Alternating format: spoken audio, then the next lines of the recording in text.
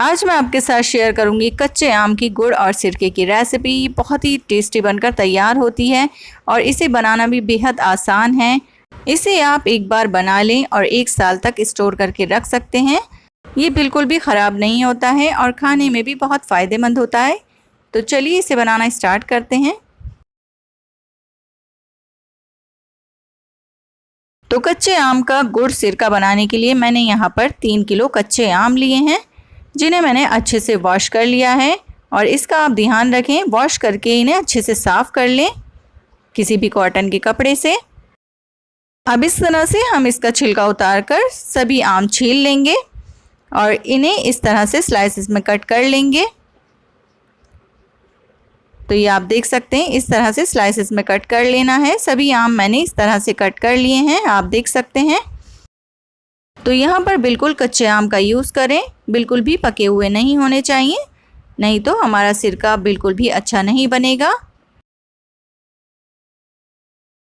अब यहाँ पर मैंने 270 ग्राम गुड़ लिया है और गुड़ को हम अच्छी तरीके से तोड़ लेंगे। तो ये देखिए, इस तरह से छोटे छोटे टुकड़ों में इसे तोड़ लेना है ताकि जब हम इसे पकाएं तो ये मेल्ट होने में आसानी रहे। तो इसे अब हम एक साइड रख देंगे। अब यहाँ पर हम देख लेते हैं सिरका। तो यहाँ पर मैंने एकदम प्योर गन्ने के रस का सिरका लिया है, 1/2 लीटर, और इसमें मैंने 2 गिलास पानी ऐड कर दिया है। तो चलिए इसे बनाना स्टार्ट करते हैं। तो इसके लिए मैंने एक बड़ा भगोना लिया है, आप चाहें तो लोहे की कढ़ाई भी ले सकते हैं। तो यहाँ पर मैंने सभी सिरका इसमें ऐड कर दिया है और इसमें एक बॉयल आने देंगे। तो यहाँ पर एक बॉयल अच्छे से आ चुका है। अब इसके बाद हम इसमें सभी कच्चे आम ऐड कर देंगे जो हमने स्लाइसेस में कट करके रखे हैं। साथ ही इसमें ऐड करेंगे 1/2 कप छिला हुआ लहसुन। तो सभी लहसुन को मैं इसमें ऐड कर दूंगी। तो इसकी क्वांटिटी आप अपने हिसाब से रख सकते हैं। तो यहाँ पर मैंने 4 टेबलस्पून ज़ीरा ऐड कर दिया है, 1/4 कप सौंफ यानी 4 टेबलस्पून, 3 टेबलस्पून कलौंजी, 1.5 टेबलस्पून नमक, 1 टेबलस्पून लाल मिर्च पाउडर, 1/2 टीस्पून काला नमक हम इसमें ऐड कर देंगे और सभी चीज़ों को अच्छे से मिक्स कर लेंगे। और इस स्टेज पर हाई फ्लेम रखनी है। तो इन्हें मैंने अच्छे से मिक्स कर लिया है।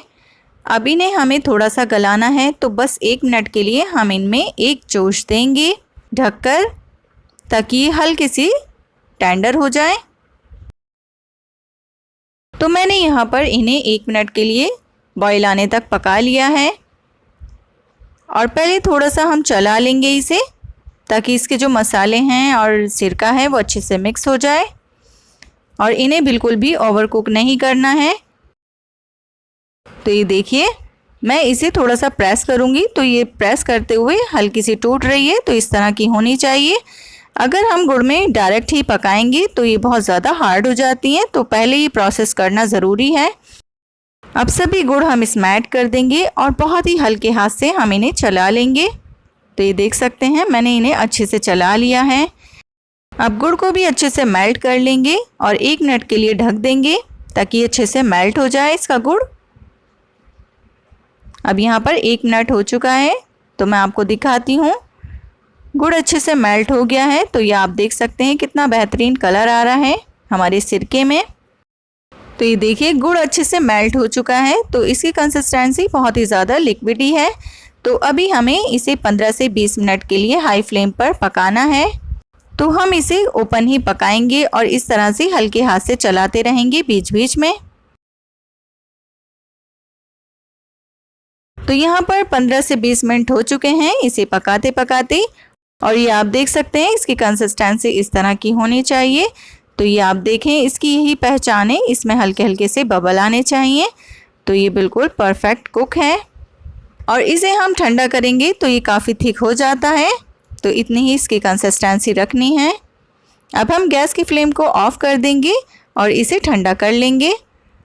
तो यहाँ पर मैंने इसे ठंडा कर लिया है और ये आप देख सकते हैं, बहुत ही बेहतरीन कच्चे आम का गुड़ सिरका बनकर तैयार है।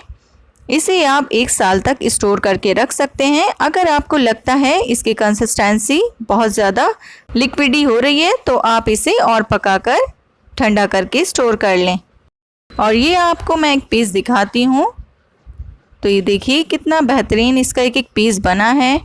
बहुत ही मज़ेदार, बहुत ही टेस्टी बनकर तैयार हुआ है। एक बार आप इसे आम के सीज़न में बनाकर ट्राई कीजिए, ये आपको बहुत पसंद आने वाला है। इसे आप पराठे, रोटी या चपाती के साथ सर्व कर सकते हैं। तो रेसिपी पसंद आई है तो वीडियो को लाइक कीजिएगा और चैनल पर पहली बार आए हैं तो सब्सक्राइब किए बगैर तो बिल्कुल भी मत जाइएगा और साथ में बेल आइकन को ज़रूर प्रेस कीजिएगा ताकि मेरी हर आने वाली न्यू वीडियो की नोटिफिकेशन आपको मिलती रहे। फिर मिलती हूँ एक न्यू रेसिपी के साथ, तब तक के लिए बाय।